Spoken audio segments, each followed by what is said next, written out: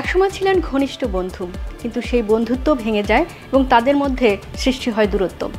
নেপথ্যে রয়েছে সালমান শাহরুখ সহ একাধিক জটিলতা। বিস্তারিত নিউজ ডেস্কে। গুঞ্জন ওঠে অভিষেক বচ্চন ও ঐশ্বরিয়া রায় বিয়ে করার সিদ্ধান্ত নেওয়াতেই কষ্ট পেয়েছিলেন রানী মুখার্জি।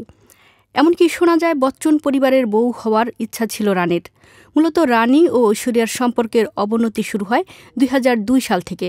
সে বছর মুক্তি পেয়েছিল চালতে চালতে। ছবিতে ছিলেন শাহরুখ খান ও রানী। তবে প্রথম পছন্দ ছিলেন ঐশ্বরিয়া রায়। সেই অনুযায়ী শুটিংও শুরু হয়, কিন্তু কিছুদিন পর ছবিটি ছেড়ে দিতে বাধ্য হন ঐশ্বরিয়া। শোনা যায় ঐশ্বরিয়া ও শাহরুখের ঘনিষ্ঠ রসায়ন মেনে নিতে পারেননি তার সে সময়ের প্রেমিক সালমান খান। সালমান সেটে গিয়ে শাহরুখ ও পুরো টিমের সঙ্গে ঝামেলা করেন। পরিস্থিতি এতটাই বিব্রতকর হয়ে ওঠে যে ছবিটি ছেড়ে দিতে বাধ্য হন ঐশ্বরিয়া। তার পরিবর্তে নেওয়া হয় রানীকে। এতেই সম্পর্কের অবনতি শুরু হয়। ঐশ্বরিয়া যখন জানতে পারেন তার জায়গায় রানীকে নেওয়া হয়েছে, তখন তিনি মন খারাপ করেন এবং রানীর সঙ্গে কথা বলা বন্ধ করে দেন।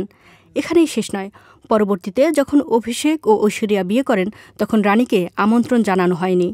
এক সাক্ষাৎকারে রানী মুখার্জি বলেন, আমার কিন্তু ঐশ্বরিয়ার সঙ্গে কোনো সমস্যা নেই, ওর থাকতে পারে। সে নিজেই আমার সঙ্গে কথা বলা বন্ধ করে দিয়েছে। তবে আশা রাখছি সামনে দেখা হলে সব ঠিক হয়ে যাবে। তবে পরবর্তীতে বহুবার তাদের মুখোমুখি হতে দেখা গেলেও সম্পর্ক আর স্বাভাবিক হয়নি।